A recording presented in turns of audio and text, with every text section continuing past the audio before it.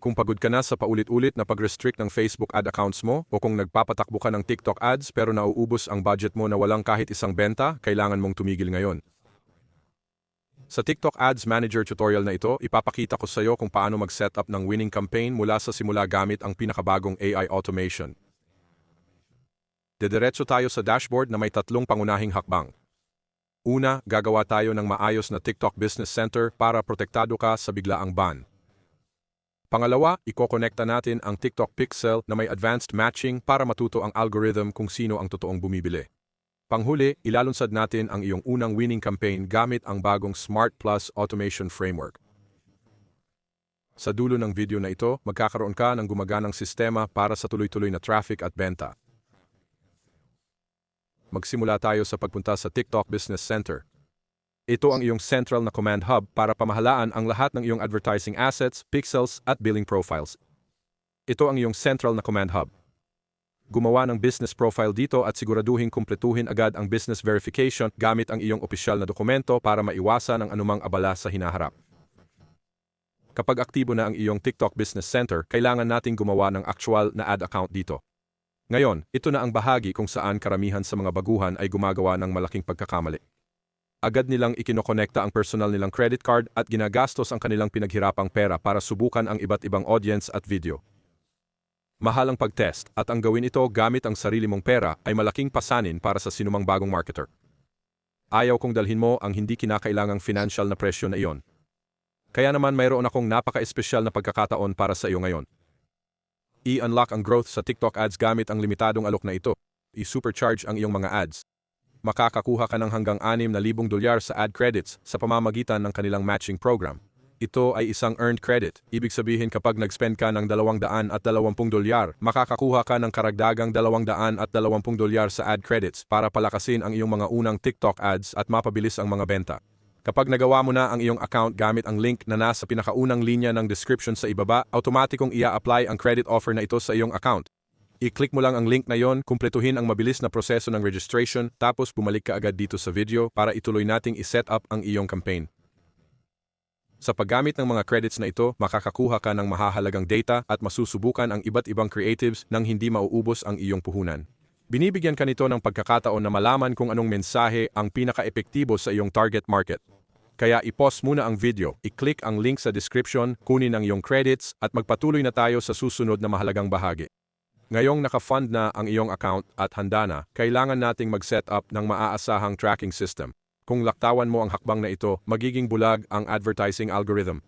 Ipapakita lang nito ang iyong mga ad sa mga random na tao na hindi talaga bibili ng iyong mga produkto. Dito natin darating sa pinakamahalagang technical na hakbang, ang iyong TikTok Pixel setup. Ang Pixel ay isang maliit na piraso ng code na ini-install mo sa iyong website, landing page, or Shopify store. Sinusubaybayan nito ang gawin ng user tulad ng kung sino ang tumingin ng produkto, nagdagdag sa cart, at nakumpleto ang pagbili. Pumunta sa Events Manager at mag-set up ng bagong web pixel. Kung gumagamit ka ng Shopify o WooCommerce, huwag hawakan ang anumang code. Gamitin lang ang partner integration para ikonekta lahat sa isang click. Siguraduhing i-on ang advanced matching. Pinapahintulutan nito ang pixel na subaybayan ang gawin ng user tulad ng cart abandonments at kumpletong pagbili ng may pinakamataas na katumpakan. Sa 2026, ang isang season pixel ang iyong pinakamahalagang asset.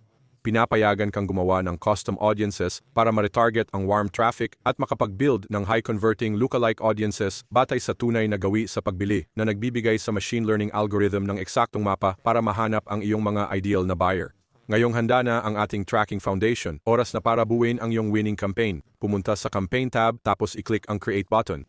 Hihilingin sa iyo ng TikTok na pumili ng advertising objective batay sa iyong pangkalahatang layunin sa negosyo. Dahil ang goal natin ay makakuha ng tunay na benta at kita, halos palagi kang dapat pumili ng website conversions. Ngayon, narito ang lihim na sandata para sa 2026. Sa halip na manual na setup, gamitin na ang upgraded Smart Plus Campaigns feature. Binibigyan ka ng Smart Plus ng modular na control para ma-automate mo ang targeting, budget optimization at placements habang pinapanatili ang manual na control kung saan mo gusto. Susunod, sa ilalim ng optimization location, siguraduhing piliin ang website. Panatilihing nakatakda ang iyong goal sa conversion. Piliin ang pixel mo sa data connection at iset ang optimization event mo sa complete payment. Sa simula, panatilihing medyo broad ang targeting mo. Naging malaking search engine na ang TikTok kaya siguraduhing sagutin ng video creative mo ang search queries ng user sa unang 3 segundo. Pagdating sa bid strategy, piliin muna ang highest volume. Sinasabi nito sa system na i-maximize ang conversion volume mo sa loob ng budget at mangolekta ng baseline data agad. Kapag mature na ang data at alam mo na ang numbers mo, buksan ulit ang drop-down at lumipat sa target cost per result para makontrol ang CPA at profit margins. Ngayon, umabot na tayo sa huli at pinakakitang level, ang ad creative mismo. Ito ang aktual na video na makikita ng users habang nagsiscroll sa For You page nila. Sa ad level, mag-upload ng 9:16 vertical video. Para malabanan ang creative fatigue ng walang malaking budget, gamitin ang TikTok's Symphony Creative Studio para gumawa ng high-performing UGC-style variants ng walang kahirap-hirap, Site 46. Gumawa ng maigting na ad text, itakda ang call to action sa Shop Now at pindutin ang Submit. Ang iyong campaign ay mapupunta sa review at magsisimulang mag-deliver ng mga impression agad. Kapag tama na ang lahat at na-double check mo na ang iyong mga settings, go ahead at i-click ang Submit. Ang iyong campaign ay dadaan sa review process at kapag naaprubahan, magsisimula itong mag-deliver ng impressions sa iyong target audience. Natutunan mo na ngayon ang eksaktong blueprint para sa 2026 Business Center Setup, Advanced Pixel Matching, Smart Plus Modular Automation, at Search-Optimized Creatives. Huwag kalimutang tingnan ang unang linya ng description para maklaim ang iyong matching ad credits na hanggang $6,000 kapag nagastos ka ng $220. Kung nakatulong sa iyo ang tutorial na ito, pindutin ang like button para makarating ang impormasyon na ito sa mas maraming tao. Mag-subscribe sa channel para sa mas maraming deep dives, strategies at tutorials tungkol sa digital marketing. Salamat sa iyong oras at dedikasyon sa pag-aaral ngayon. Lubos kong inaasahan ang iyong tagumpay sa iyong mga paparating na campaigns at abangan kita sa susunod na video.